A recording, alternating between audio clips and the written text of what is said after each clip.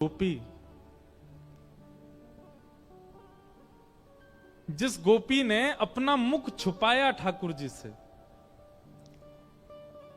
अपनी मां के कहने पर, बहुत ध्यान से सुनिएगा, जिस गोपी ने अपना मुख छुपाया मां के कहने पर ठाकुर जी से, जब उसने ठाकुर जी को देखा तब उसके मन में आया कि अरे मां, विश्व की मां तो बालकों का कल्याण करने वाला पथ दिखाती है, पर आपने मुझे कैसा मार्ग बताया?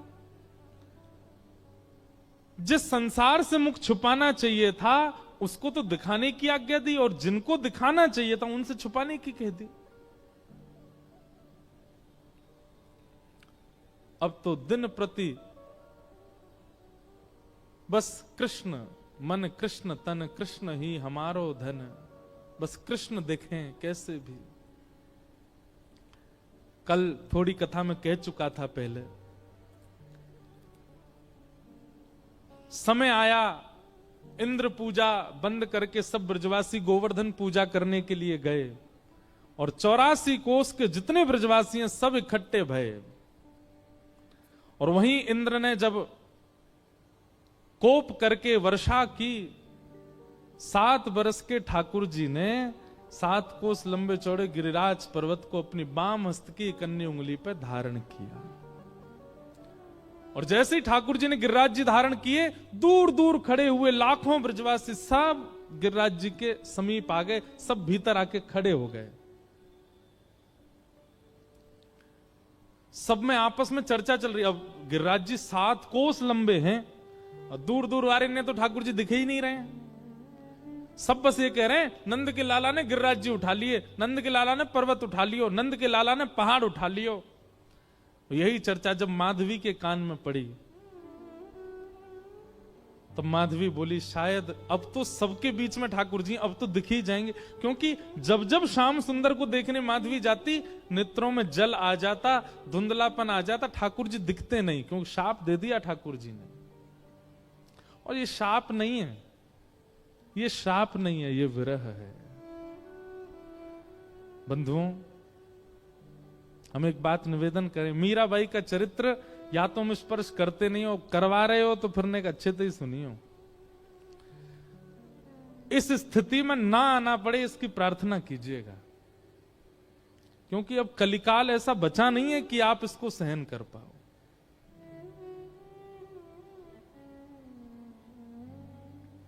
ठाकुर जी दिखते नहीं है मीरा को, माधवी को, लेकिन आज सोचने लगी सबके बीच में ठाकुर जी खड़े, यहां तो मैं छुप के देख ही लूं उनको, शायद दिख जाएं। और अनेक प्रयास करके दूर से जैसे तैसे भीड़ छांटती भई मीरा, माधवी, मीरा उनका कलयुग का नाम, माधवी द्वापर का नाम। माधवी जैसे ही पहुंची,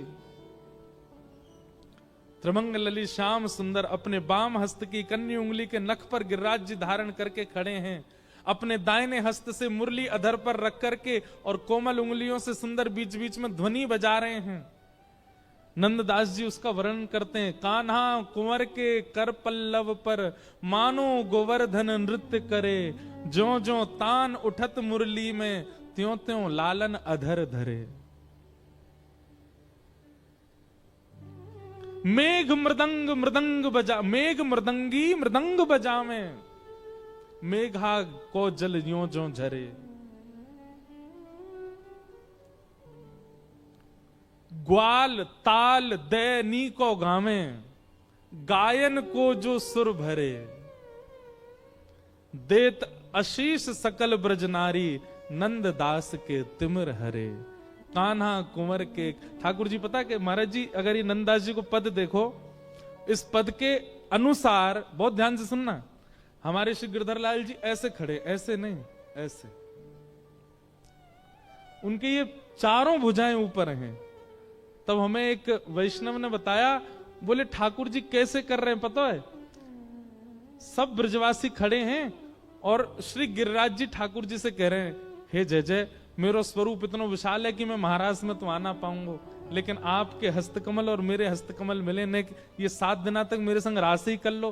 ठाकुर जी गिरिराज जी के संग रास कर रहे हैं तो कभी ठाकुर जी ऐसे रहते हैं और फिर नेक ऐसे उछाल के फिर ऐसे ले लें, फिर ऐसे ले लें, फिर ऐसे ले लें, फिर यूं कर लें, कभी यूं कर लें, कभी ऐसे कर लें, मानो बार बार अपनी उंगलियों पे नर्तन करवा रहे हैं श्री गिरिराज जी को ठाकुर जी। अद्भुत छवि है।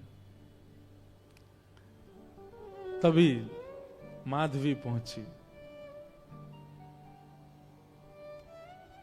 जैसे ही ठाकुर जी के समीप पहुंची है, उस स्थान पर पहुंची जहां ठाकुर जी खड़े हैं, जैसे ही नेत्र भर के ठाकुर जी को देखने का प्रयास किया, जल भर आया नेत्रों में।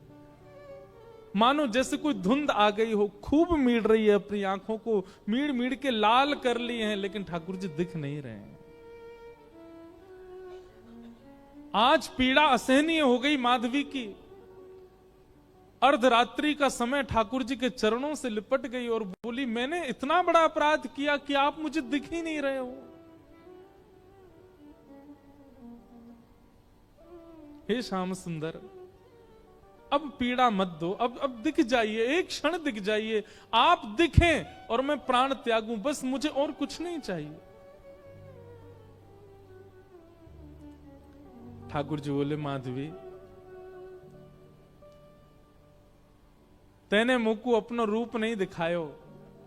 माधवी बोली, देख लो, मैं सामने खड़ी हूं, अब देख लो मेरे नेत्र, मेरे मुखमंडल को देख लो, जैसे चाहो देख लो, पर मेरे ऊपर तो ये जो दोष है ये हटाओ, मुंह को देखन दो आपको। ठाकुर जी बोले, अब तो माधवी ये पीड़ा तुमको ने सहनी पड़ेगी, क्योंकि वस्तु का मूल्य तब चित्त में ज्यादा बढ़ता है जब वह वस्तु समीप हो पर मिले ना। और प्रेम लक्षणा भक्ति में जितना विरह होगा, जितनी व्याकुलता होगी, जितनी तड़प होगी, उतना वह प्रेम पुलकित होगा, उतना वह प्रेम लक्षणा भक्ति का इत्र महकेगा और दूसरों को महकाएगा। मैं चाहूं आगामी कलिकाल में लोगन के चित्त में श्रद्धा होगी, विश्वास होगो, लेकिन प्रेम नहीं होएगो। उनके चित्त में प्रेम प्रकट करवे के काजे मैं तो नहीं आऊंगो, तो को भेजूंगो। और वाके काजे तोए या जन्म में मेरे रूप के दर्शन को त्याग करनो पड़ेगो, थोड़ो सहनो पड़ेगो। मीराबाई ने सहा है हमें और आपको प्रेम देने के लिए।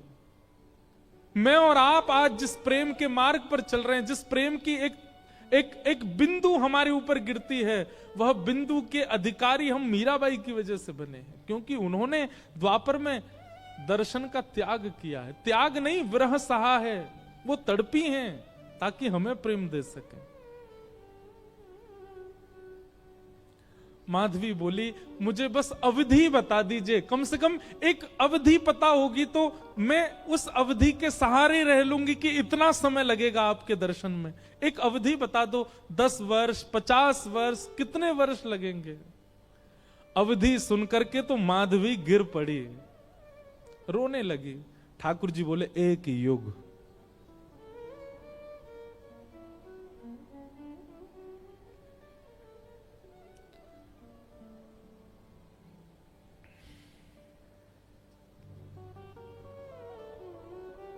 हम क्या विरह सहते हैं जीवन में, किस लिए रोते हैं ठाकुर जी के आगे? क्या विरह दिया कहां उन्होंने हमें, जो माधवी को दिया? एक युग का विरह।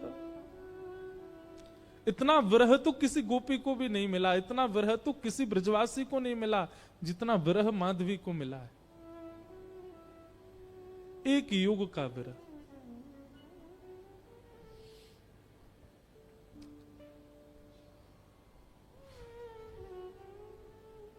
लेकिन क्या करे, प्रतीक्षा के अलावा और कुछ नहीं है जीवन में। चरणों में रोती हुई माधवी जाने लगी। और एक वैष्णव का स्वरूप नहीं है आत्म दाह करना, चाहे तो त्याग दे शरीर, लेकिन नहीं। अब कृष्ण ने कहा है कि प्रतीक्षा करो तो करनी है। वो प्रतीक्षा के ही शब्द हैं जो मीराबाई लिखती हैं। जो शब्द हमारे हृदय को विदीर्ण करके भीतर प्रवेश कर जाते हैं, वो शब्द किसी 2, 4, 10 वर्ष की प्रेमिका के नहीं है, एक युग की प्रतीक्षा करने वाली प्रेमिका के शब्द हैं।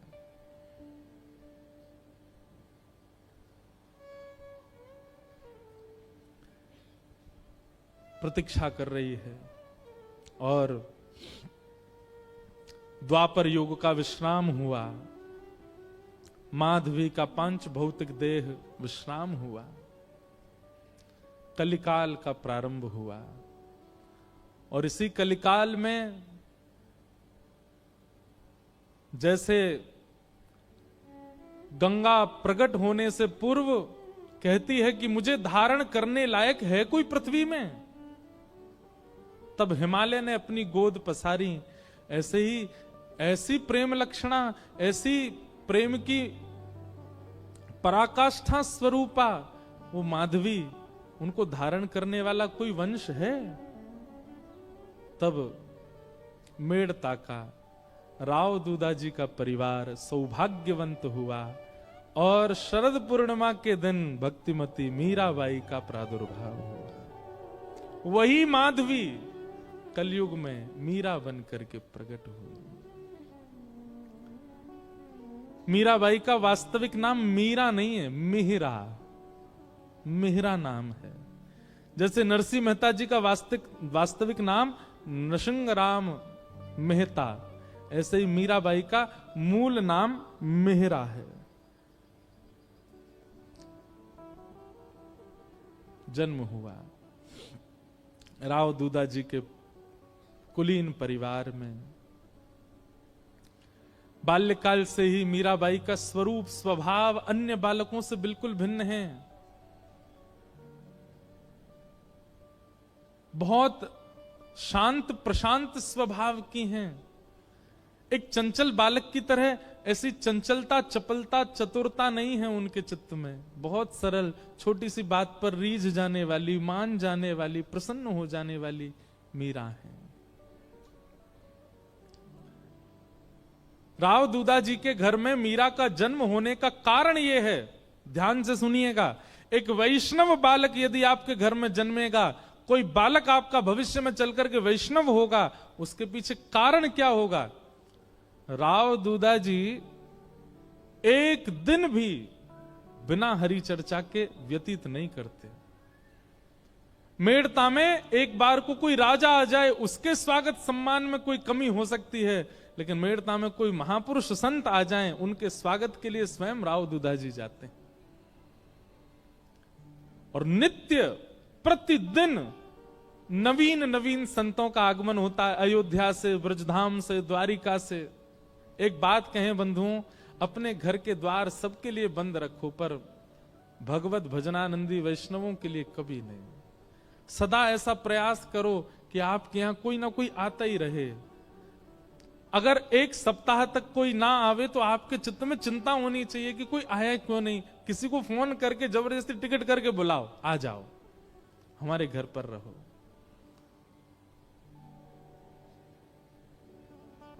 उनके भजन के जीवाणु घर में होते हैं, उसी से ही बालकों में भक्ति भाव प्रकट होता है। मीरा को ऐसे ही नहीं भेज दिया है राव दूधाजी के यहां, क्योंकि उनके यहां नित्य सत्संग होता है। वर्षों से, मीरा के जन्म से पहले से ही नियम है सत्संग का। धीरे धीरे मीराबाई बड़ी होने लगी, कथाएं सुनती हैं। जोशी जी कथा सुनाने के लिए आते हैं, मीराबाई सुनकर के प्रसन्न हो जाती हैं। प्रश्न पूछती हैं, ऐसे ऐसे प्रश्न पूछती हैं कि जोशी जी ही स्तब्ध हो जाते हैं।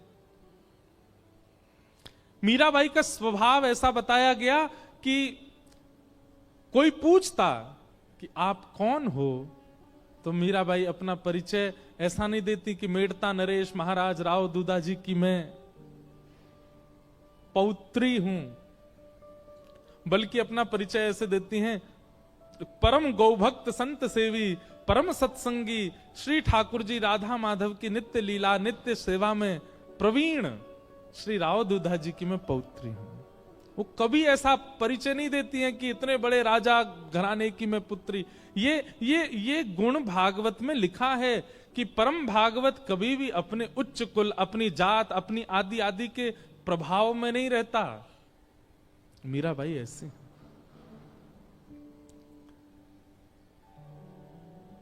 भक्ति के लक्षण तो बचपन से ही हैं। बस कोई बीज में जल देने वाला मिल जाए जिससे उसको राह मिले वृक्ष बनने की। एक दिन ढोल नगाड़े ताशे बज रहे थे। मीरा दौड़ी दौड़ी अपनी मां के पास गई। मां, ये क्या हो रहा है? कौन सा उत्सव मन रहा है? तो मां ने कहा, मीरा, ये बारात जा रही है, एक लाली का ब्याह हो रहा है, उसका पति जा रहा है अपने परिवार के साथ नाचता गाता हुआ, ब्याह करके उसको अपने घर ले जाएगा। मीरा कहती है, ऐसे दुल्हा सबके लिए आते हैं? बोले हां, सब कन्या का ब्याह होता है, सबके दुल्हा आते हैं। अच्छा, तो मां मेरा भी ब्याह होगा? हां, तेरा भी ब्याह होगा। जैसे तेरे बापू सा हैं, ऐसे ही तू भी ब्याह करेगी और फिर तेरे बालक भी उनको बापू बोलेंगे और तू उनकी मां होगी। तेरा भी ब्याह होगा। मीरा सोच में है और कहती है, मेरे बींद कौन होंगे फिर? मेरा ब्याह किससे होगा? कौन होंगे मेरे बींद? छोटी सी कन्या ऐसे सवाल पूछे तो मां तो उसको मजाक में ले लेती है। अरे मीरा, ये कोई समय है, अभी थोड़ी बड़ी तो हो जा। कभी और कार्य में लगते हैं, कभी और मीरा की तो वो चिंता का विषय हो गया कि मेरे बींद हैं कौन और वो कब आएंगे मुझे लेने। बार बार बस यही पूछती है, मेरा किससे ब्याह होगा, मेरा किससे ब्याह होगा, मेरे बींद कौन है। एक दिन हार के मां ने मीरा को गोद में लिया, पूरे दिन चिल्लाती रहती है, ये तेरे बैठे कमरे में मुरली हाथ में लिए, त्रिभंग लली, ये जो स्वरूप है, ये गिरधर, यही है तेरे बींद।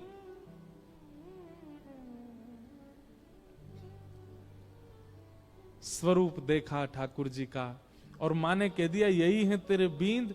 तो मीरा के चित्त में ऐसा विश्वास प्रगाढ़ हो गया कि यही है मेरे बींद और कोई नहीं।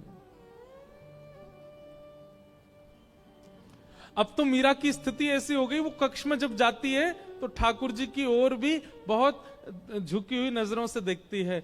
ज्यादा मतलब व्यवहार ऐसा करने लगी कि मानो सच में ही ये उसके बींद हैं।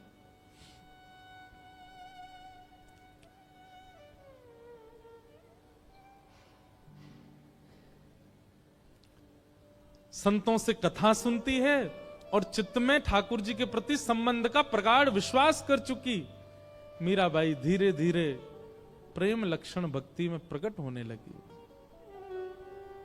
एक दिन एक संत का आगमन हुआ और वे अपने प्रवचन के समय अपने बगल में ही अपने गिरधर गोपाल को विराजमान करके प्रवचन कर रहे थे। और छोटी सी मीरा, उनको एक ही चीज की प्रतीक्षा होती थी पूरे दिन की, मां मुझे सत्संग में लेके कब जाएगी। और जैसे ही मीराबाई पहुंची, छोटी सी मीरा कथा सुनते सुनते दृष्टि पड़ी बगल में बैठे हुए गिरधर स्वरूप पर, वो गिरधर गोपाल पर। अपलक नेत्रों से केवल ना प्रवचन सुन रही है ना महाराज जी को देख रही है, वो तो उनके ठाकुर जी को अपलक नेत्रों से देख रही है। और बीच बीच में मानो जैसे नेत्रबंद हो जाते हैं और उसको कुछ ब्रजमंडल जैसा दिखने लगता है। उसको कभी कभी वर्षा दिखती है, कभी कभी गिरिराज जी धारण करके ठाकुर जी खड़े हैं और एक गोपी चरण से लिपट करके रो रही है। ऐसा दृश्य उसके चित्त में आने लगा, मानो अपने पूर्व जन्म की स्मृतियां चित्त में प्रकट होने लगी।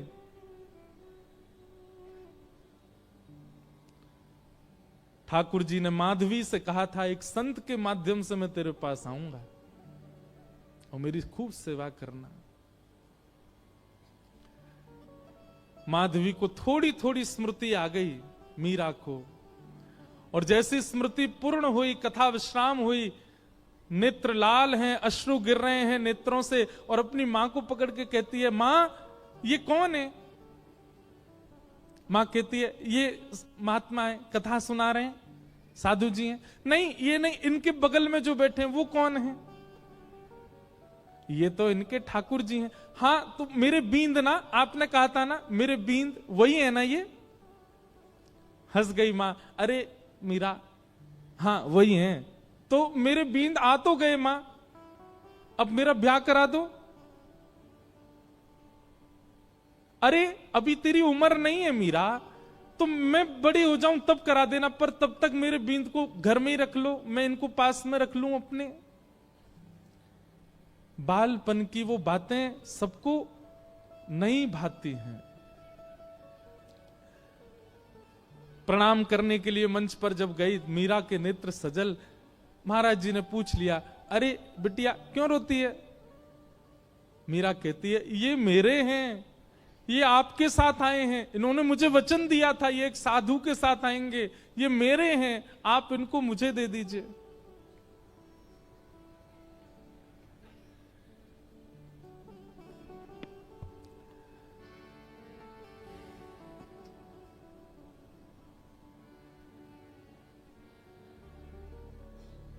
ये मेरे हैं।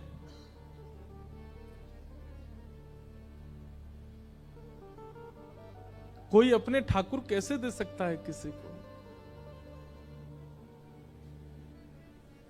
और वो भी पूजा के ठाकुर जी हो तो दिए भी जाएं, लेकिन जिनसे स्नेह प्रेम के लाड़ के ठाकुर जी, वो किसको कैसे मिल जाएंगे?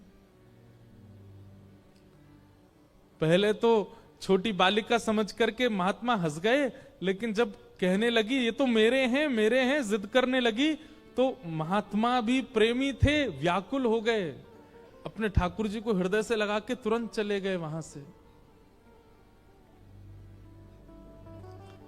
मीराबाई कहने लगी, संत बुरे नहीं है, माता पिता बुरे नहीं है, आप ही मेरे पास आना नहीं चाहते हो।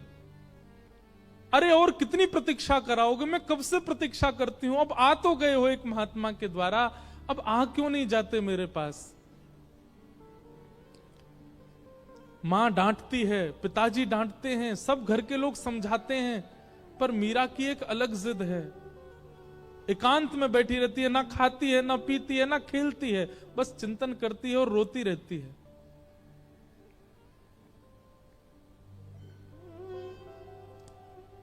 प्रतिज्ञा ले ली, मैं अन्न नहीं खाऊंगी।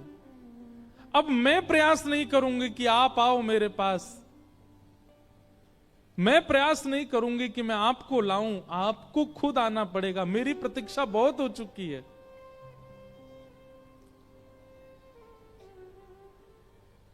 वहां महात्मा ठाकुर जी की सेवा शयन करा करके जैसे शयन में गए, ठाकुर जी उनके स्वप्न में आ गए।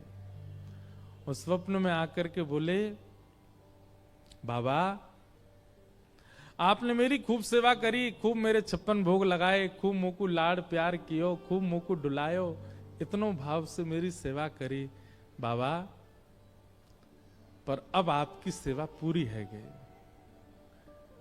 जो बालिका आज कथा में आई, मैंने वाकू वचन दियो है कि मैं आपके माध्यम से आऊंगा, आप उनको जाए के मुंह को दे दो। अब जब ठाकुर जी ही स्वयं आज्ञा कर दें तो फिर कोई कैसे मना करे। रात्रि अर्धरात्रि का समय महात्मा उठे, अपने ठाकुर जी को हृदय से लगा के खूब रोए, जय जय मेरी सेवा में कोई कमी रह गई? नहीं नहीं कोई कमी नहीं बाबा, मैं तो बहुत प्रसन्न हूं, पर अब कछु दिना आप एकांत में भजन करो, फिर मेरी प्राप्ति हो जाएगी। अब आप तो चले जाओगे, फिर मेरी सेवा कौन करेगा? या हमारे सेवा विस्तार के लिए वह कन्या को मोह दे दो। और अर्धरात्रि का समय, नन्ही सी मीरा अनशन व्रत पर मानो बैठी हो, और महात्मा पहुंच गए। ले मीरा है गिरधर तेरा,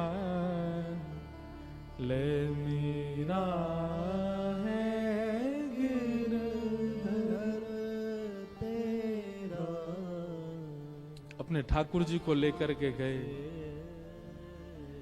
सेवा बड़े भावत करियो, सेवा बड़े भावत करियो, रखियो नने नानेरा हो, रखियो नेरा, बेटी लमीरा है गिरधर तेरा, मीरा ने गिरधर तेरा। मीरा के चित्त में पीड़ा भी हो रही है और वो नाच भी रही है। नाच इसलिए रही है कि आज मानो जैसे वर्षों और युगों का विरह समाप्त होगा, पर पीड़ा इस बात की है कि मैं एक वैष्णव की सेवा ले रही हूं।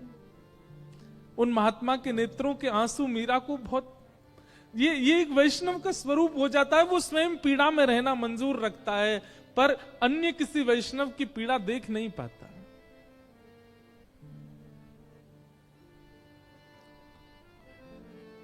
सो ही सुहागन प्रिय जाहिरी जे, सोई सुहागन प्रिय जाहिरी जय। तू सुहागन है बेटी।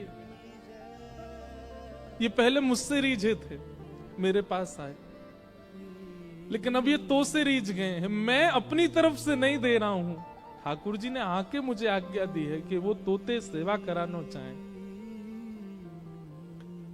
सो ही सुहागन।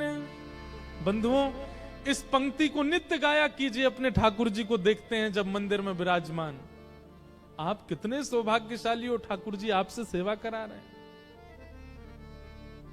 उनके प्रति पाषाण बुद्धि मत रखा कीजिए। आपका कोई तो ऐसा गुण है जिसके कारण ठाकुर जी आपके, आप चले जाते हैं बाहर, आप आ जाते हैं कथा, मैं आ जाता हूं कथा करने।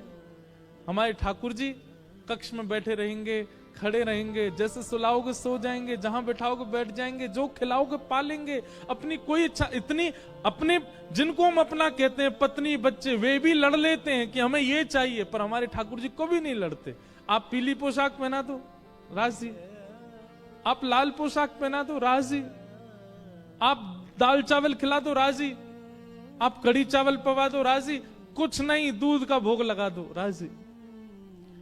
इसी को तो प्रेम कहते हैं, जो आपके द्वारा प्रस्तुत की गई हर वस्तु को सिर से लगा के स्वीकार करे। यही तो प्रेमी का लक्षण है। विश्व में असली प्रेमी यदि कोई है तो वो श्याम सुंदर है। आपकी हर वस्तु को सहर्ष स्वीकार करते हैं, किसी में नोक झोंक नहीं कभी भी। सो ही सुहागन प्रिय जाहिरी जे, सोई सुहागन प्रिय जाहिरी जय। कैसा तेरा मेरा हो, कैसा तेरा मेरा बेटी ले मेरा है गिरधर तेरा, मीरा ने गिरधर तेरा। मीराबाई को ठाकुर जी दे दिए हैं।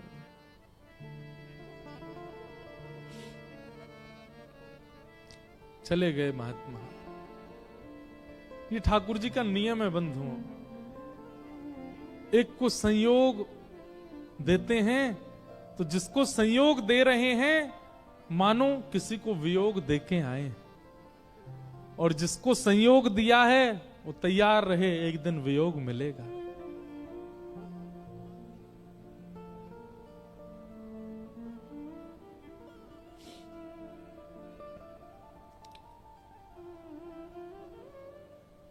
इसीलिए हमारे अष्ट सखा कहते हैं, यह धन धर्म ही ते पायो, यह धन धर्म ही ते पायो। नी के राख यशोदा मैया, नी हम सब यशोदा हैं। यशोदा मैया, नारायण घर आयो, नारायण घर आयो, यह धन धर्म ही ते पायो। अब तो मीरा बस आनंद में रहती है, प्रसन्न रहती है, झूमती रहती है, मानो अब इससे बड़ा सुख उनके जीवन में और कुछ नहीं है, आनंद है। और तभी मैं बहुत सूक्ष्म सूक्ष्म मुख्य मुख्य भाव सुना रहा हूं। बस एक अवस्था हो गई मीराबाई की, प्रेम तो चित्त में खूब है, परंतु एक संकट का एक मानो बादल मंडरा रहा था मीराबाई के ऊपर। क्यों?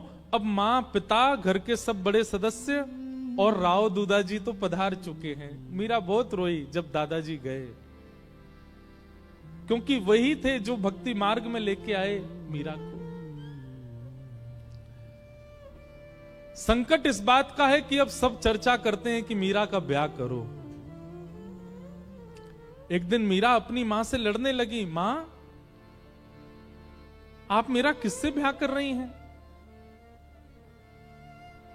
अरे मेवाड़ के राजा, मेवाड़ के राजकुमार राजा भोज, तुम जानती हो उनका पराक्रम, तुम जानती हो उनका बल, तुम जानती हो उनका ऐश्वर्य। अपनी मां से मीरा कहती है, तो फिर ये कौन है जिनको बचपन में आपने मेरा बींद बताया था? अरे बालापन की बात है, बचपन में ऐसी तू जिद कर रही थी इसलिए बोला। बोले मां आपने तो ऐसे ही बोल दिया, परंतु मैं तो चित्त में घर करके बैठी हूं कि यही मेरे बींद हैं और मेरा स्वभाव व्यवहार सब कुछ वैसा ही है। आप अपनी बात से कैसे मुकर सकती हैं मां? चुपचाप तैयार हो जा, तुझे देखने वाले आ रहे हैं। कौन समझे विरह वेदना। मीराबाई बैठी है अपने ठाकुर के सामने, मंदिर में ही बैठी है, कुछ विशेष श्रृंगार नहीं किया है। तभी भोजराज और पूरा परिवार सब आए।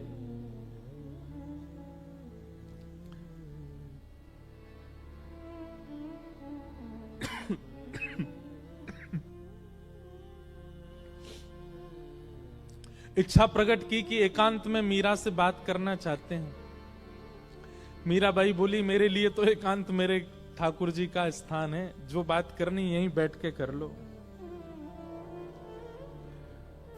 सब चर्चा हुई, मीराबाई ने स्पष्ट कर दिया,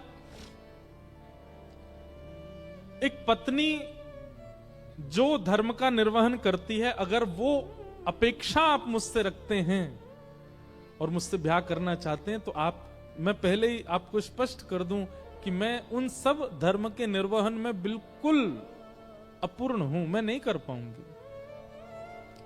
आप अपने परिवार में सबसे कह दीजिए मैं उस योग्य हूं नहीं, वो तो मेरे परिवार वाले चाहते हैं, इसलिए मैं आपसे चर्चा कर रही हूं। नहीं तो एक स्त्री का जो धर्म होता है पति के प्रति, ससुराल के प्रति, उन सबको, मैं तो अपने घर के प्रति कोई धर्म नहीं निभा पाती एक पुत्री का।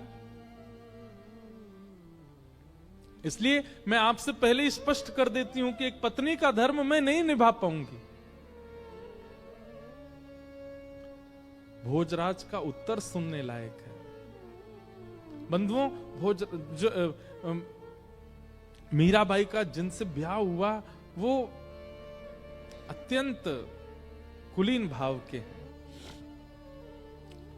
उन्होंने कहा मुझे मंजूर है, मैं भी नहीं आपसे अपेक्षा रखता हूं कि आप पत्नी धर्म का निर्वहन मुझसे करें।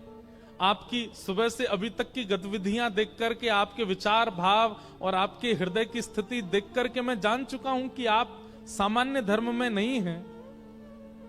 परंतु अब मेरी इच्छा और ज्यादा आपसे विवाह करने की इसलिए है कि मैं आपसे पत्नी धर्म का निर्वहन नहीं करवाना चाहता। मैं चाहता हूं हमारी मेवाड़ की भूमि में राजा तो बहुत आते हैं, मेवाड़ की भूमि में बड़े बड़े महापुरुष आते हैं, बड़े बड़े योद्धा आते हैं, पर मेवाड़ की भूमि पर अभी तक किसी भक्त के चरण नहीं पड़े।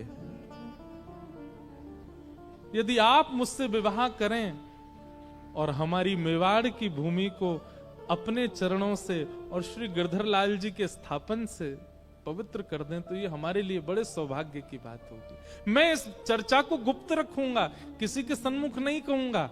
ये मेरी और आपकी चर्चा है, सबको बताने के लिए विवाह का एक अभिनय होगा, परंतु मैं चाहता हूं कि आपके चरण हमारी मेवाड़ को पवित्र करें। बाकी जैसी आपकी इच्छा होगी, मेरी उसमें कोई अतिशयोक्ति नहीं होगी। और ऐसा कहकर के भोजराज चले गए। मीराबाई ने कोई उत्तर नहीं दिया। लेकिन प्राचीन भारत में कहां पूछा जाता है, सबने पक्का कर दिया ब्याह।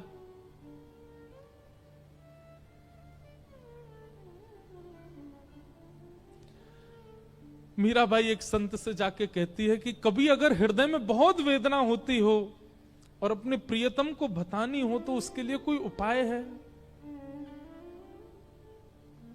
तब एक संत ने कहा, तुम पत्र लिखा करो और वृंदावन जाने वाले किसी व्यक्ति के हाथ वो पत्र भेज दिया करो।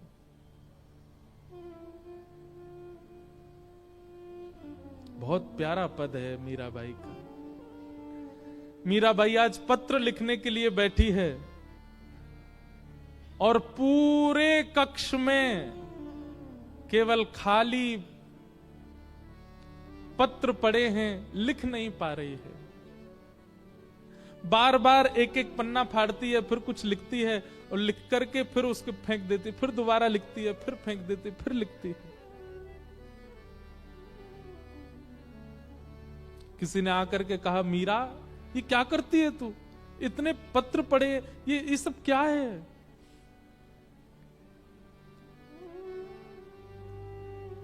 पत्तियां मैं कैसे लिखूं, लिखी ही न जाए। पत्तियां मैं कैसे लिखूं, लिखी ही न जाए। पत्तियां मैं कैसे लिखूं, लिखी ही न जाए। पत्तियां मैं कैसे लिखूं, लिखी ही न जाए। क्यों? कलम धरत मेरो कर कांपत है। कलम धरत मेरो कर कांपत है। कलम धरत मेरो कर कांपत है।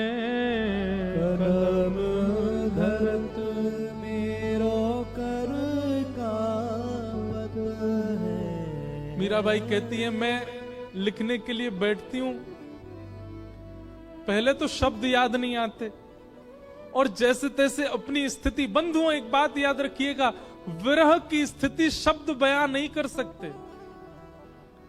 वो शब्द नहीं बता सकते कि आपकी स्थिति कैसी है। आप कितना भी प्रयास कीजिए बोलने का, बताने का, नहीं बता पाओगे, क्योंकि विरह प्रेम शब्द की इतनी क्षमता नहीं कि वो आपका विरह प्रेम प्रकट कर सके।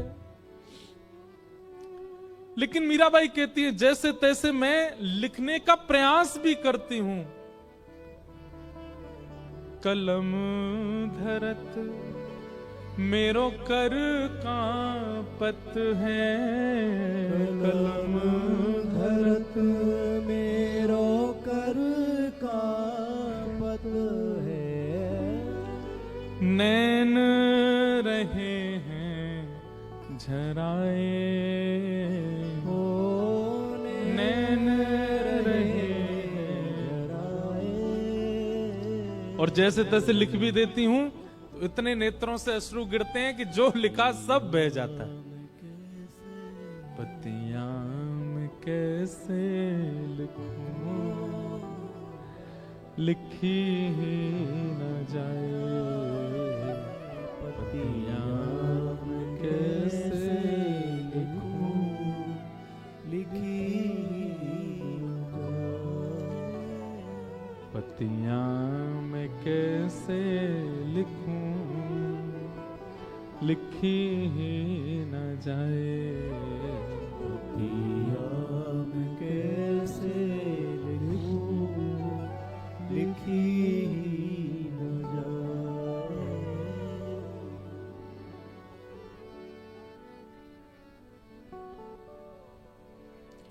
मीराबाई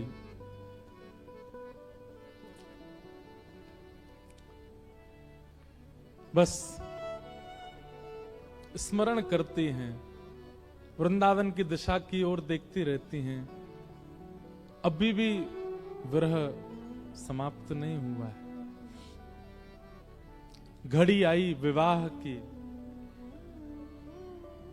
पूरा मेड़ता सजा है, परंतु होने वाली दुल्हन उसके मुख पर बिल्कुल प्रसन्नता नहीं है। मीराबाई ठाकुर जी के सामने बैठकर के केवल इतनी प्रार्थना करती है,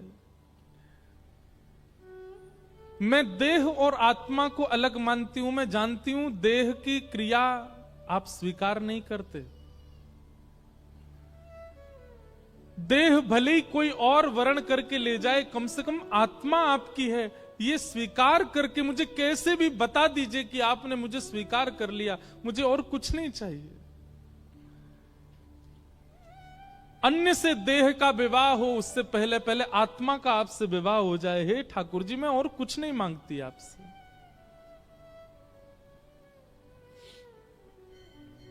रात्रि में मीरा रोते रोते सोई हैं और तभी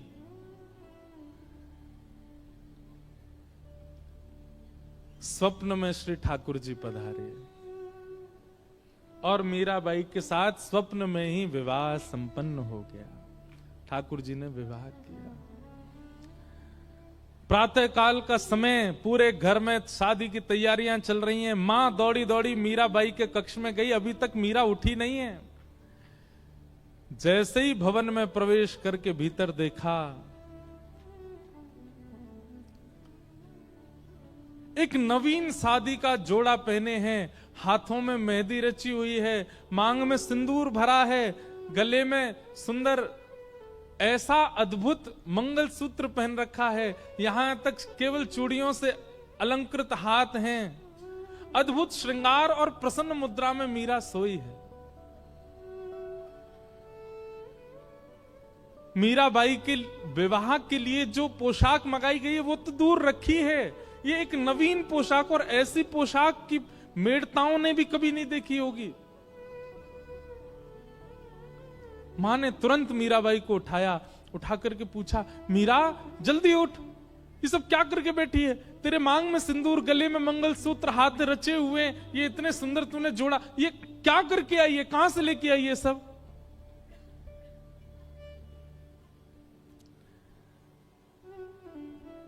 मीराबाई जोर से हंसी, अपना मां का हाथ पकड़ के कहती है, माई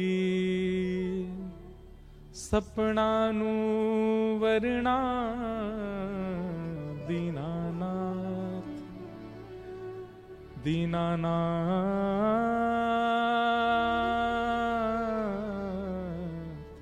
दीनानाथ। माई कल मेरा ब्याह हो गया। किससे ब्याह हुआ? बोले मेरे गिरधर लाल। मां मैं आपको कैसे वर्णन करूं?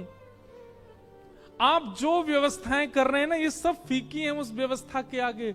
ऐसा सुंदर, ऐसे सुंदर पुष्प लगे थे, ऐसे सुंदर दावत बनी थी, ऐसे सुंदर सुंदर घोड़े, हाथी सब आए थे। क्या बात बनाती है? कब हुआ तेरा ब्याह? किसने देखा तेरा ब्याह? मीरा कहती है, एक ने देखा हो, दो ने देखा हो तो कहूं 56 कोटा जना पधारया, दुल्हो श्री ब्रजनाथ,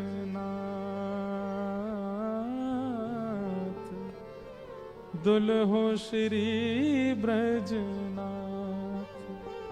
मां, 56 करोड़ बराती आए थे, सब देवी देवता, ब्रह्मा, शिव, रुद्र, सनकादि सब आए थे मेरे ब्याह में। और इन सब बरातियों के बीच एक सुंदर से हाथी पर सहरा बांधे, अद्भुत पोशाक पहने, मधुर मुस्कान, कटाक्ष नेत्र, मधुर घुंघराले केश, हाथ में मुरली लिए मेरे दुल्हा बनकर के साक्षात ब्रजनाथ श्री कृष्ण आए थे। दुल्हो श्री ब्रजनाथ। बहुत सुंदर वर्णन है। मीराबाई अपने स्वप्न के विवाह का वर्णन कर रही है अपने मां के आगे। किसने हमारा कन्यादान किया, हमारे फेरे कैसे पड़े, उन्होंने मेरे गले में कैसे मंगलसूत्र पहनाया, दावत कैसे हुई, एक एक चीज का वर्णन कर रही है मीरा। और मां इधर से उधर जा रही है, सिर पीट रही है, रो रही है। ये क्या बातें कर रही है मीरा तू? लेकिन कौन समझे मीरा को? मीराबाई हंसने लगी और कहने लगी, मां मेरा ब्याह हो गया। मां तुरंत भीतर गई, घड़े में जल भर के लाई और ला करके मीरा के मांग का सिंदूर पोंछने लगी। मीरा कहती हैं, अब चाहे जो कर लो मां, ये देह चाहे जिसको दे दो, पर आत्मा को तो स्वीकार कर लिया है श्याम सुंदर ने। अब मैं राजी राजी चली जाऊंगी जहां भेजोगी, मुझे अब परवाह नहीं। मैं जिनकी हूं उन्होंने मुझे स्वीकार कर लिया है। कितनी पीड़ादायी बात है। मीराबाई का पुनः श्रृंगार किया गया और फिर मंडप में ले जाया गया।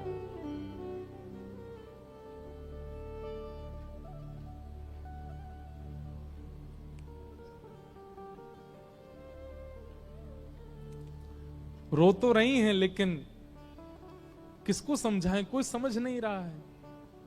और फिर विवाह हुआ। और विवाह के बाद जब मेवाड़ को जाने लगी मीराबाई, अपनी मां से जाकर के केवल कहा, मां ने कहा तेरे लिए मैंने ये दे दिया, इतने बक्से दिए हैं, इतने सोने चांदी हीरे जवाहरात आदि आदि सब भेज रही हूं, बिल्कुल परेशान मत रही हो। मीराबाई कहती सब रख लो, बस मेरे गिरधर लाल दे दो, उनको लेके चली जाऊंगी, मुझे इन सब की आवश्यकता नहीं। एक अश्रु बिंद नहीं है मीरा के नेत्रों में विदाई के समय। अपने ठाकुर जी को गोद में ले रही है, सब देख रहे हैं मीरा को, रो रहे हैं, पर मीरा केवल अपने ठाकुर जी को निहार रही हैं, नेत्र नीचे करके। गाड़ी, बैलगाड़ी, घोड़ा गाड़ी, हाथी गाड़ी सब धीरे धीरे चलते जा रहे हैं। और मीरा ना प्रसन्न है ना उदास है, बस एक समत्व है मुखमंडल पर। निकल गई मेवाड़।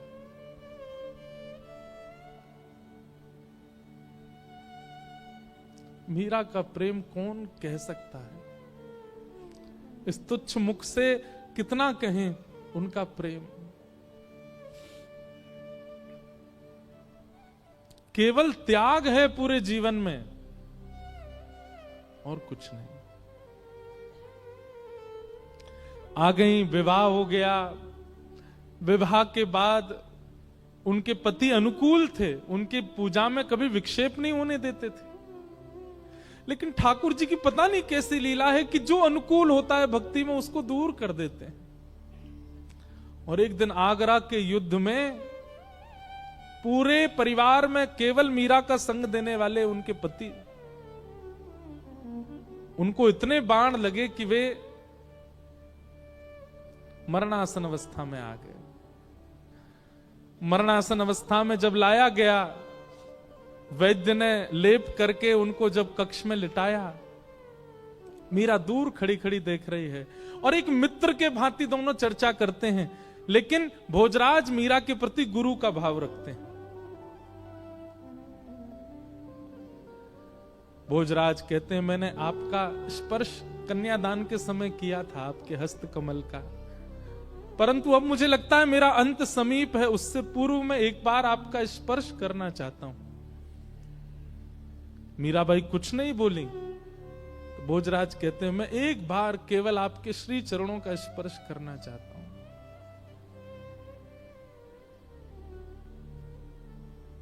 ठाकुर जी के पास गई, अपने गिरधर गोपाल की प्रसादी माला लेकर के आई और भोजराज के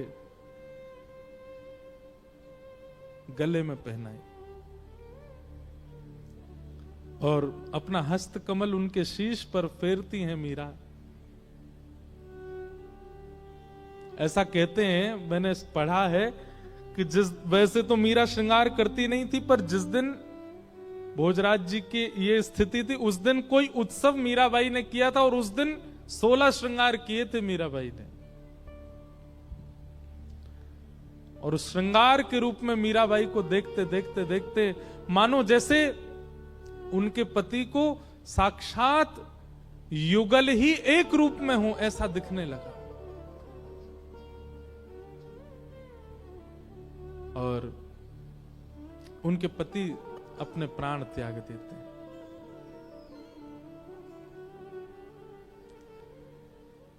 अब पूरे मेवाड़ में एक भी व्यक्ति मीराबाई के पक्ष का नहीं है। ऐसा सुनने में आता, उनके ससुर जी भी पक्ष में थे, वे भी चले गए और कोई पक्ष का नहीं है, सब विपक्षी हैं।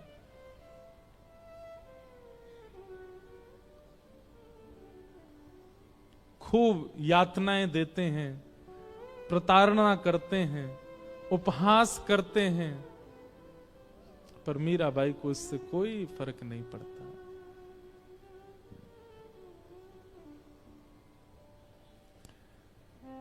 एक बार जब वैद्य को विष बना करके देना पड़ा और मीराबाई चरणामृत समझ के पी गई, कुछ हुआ नहीं, तब उसी वैद्य को 2 बूंद पिला दी गई राणा के द्वारा, मर गया वो वैद्य। तब मीराबाई के चित्त को क्षोभ हुआ कि मुझ तक पीड़ा रहे मैं सह लूं, पर मेरे अलावा किसी और को मिले ये मैं सहन नहीं कर सकती।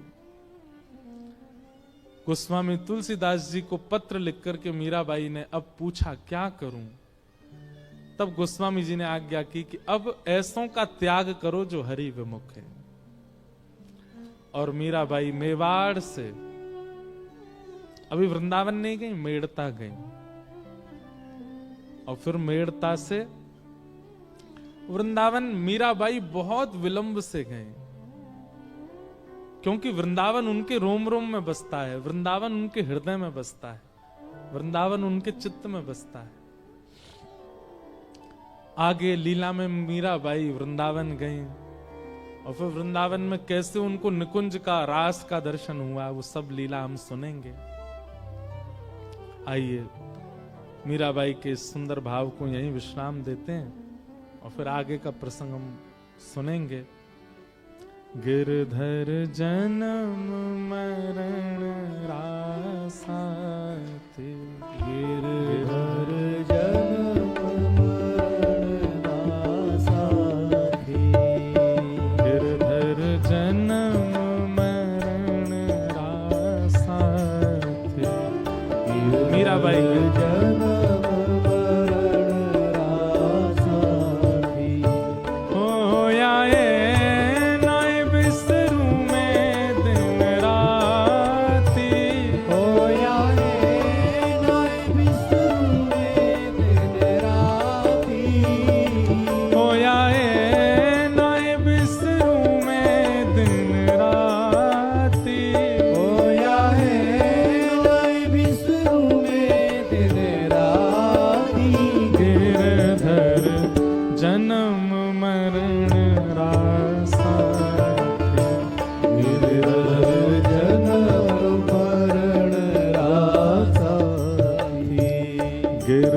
गिरधर जन्म मरण रासा गिरधर जन्म मरण रासाथी।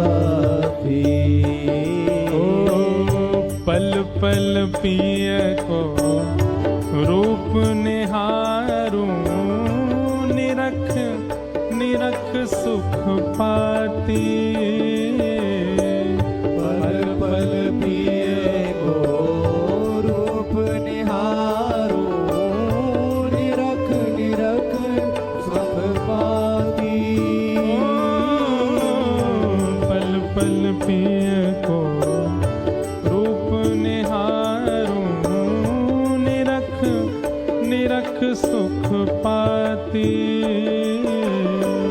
पल पल पिए को रूप निहारो निरख निरख सुख पाती। ऊंचे चढ़ चढ़ पंथ निहारूं ऊंचे चढ़ चढ़ पंथ निहारो ऊंचे चढ़ चढ़ पंथ निहारूं ऊंचे चढ़ चढ़ पंथ निहारो रोए रोए अखियां प्यासी। गिरधर जन्म मरण रासाथी। गिरधर जन्म मरण रासाथी। गिरधर जन्म मरण रासाथी। गिरधर जन्म मरण रासाथी। मीराबाई कहते हैं ओ इनके बिन मोहे सलना परत है जानत मेरी छाती। इनके बिन मोहे सलना परत है जानत मेरी छाती। इनके बिन मोहे सलना परत है जानत मेरी छाती। इनके बिन मोहे सलना परत है जानत मेरी छाती। दोए कर जोड़ा रज करूं छूं दोए कर जोड़ा रज करूं छूं। दोए कर जोड़ा रज करूं छूं दोय कर जोड़ा रज करूं छूं। सुन ली जो मारी बात। गिरधर जन्म मरण रासाथी। गिरधर जन्म मरण रासाथी। गिरधर जन्म मरण रासाथी। गिरधर जन्म मरण जय हो। रासाथी।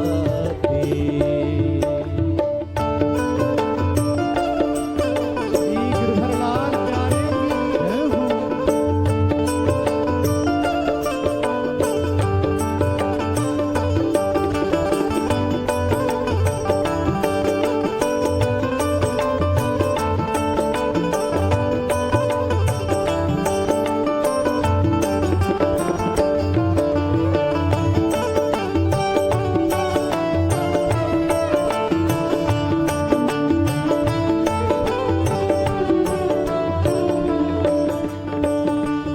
ओ यह संसार सकल जग झूठा झूठा कुल रानाता।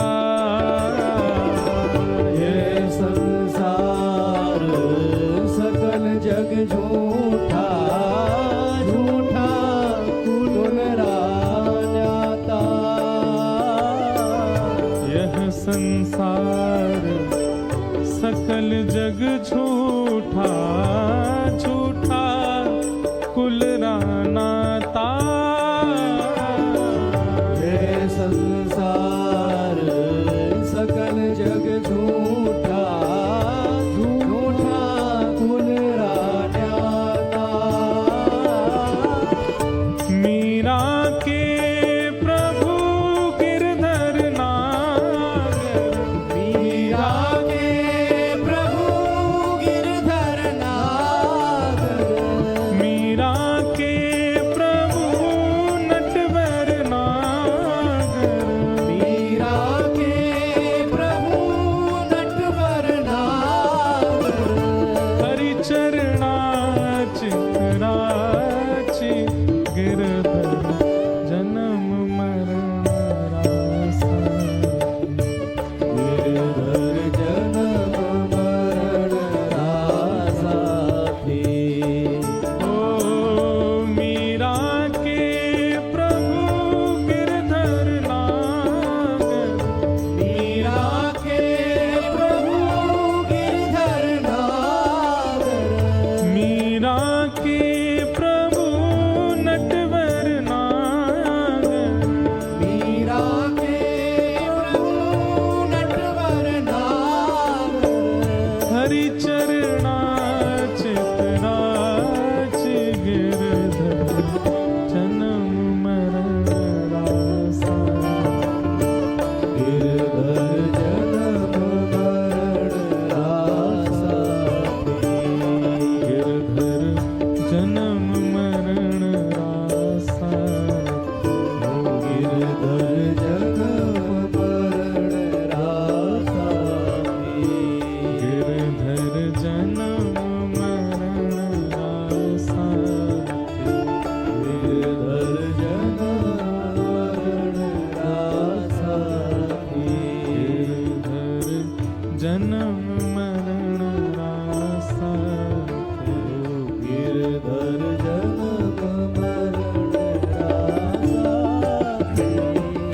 गुरु वृंदावन बिहारी लाल की श्री राधा रमण लाल की श्री राधा वल्लभ लाल की हरिहर मिलन महोत्सव की आज के आनंद की जय जय श्री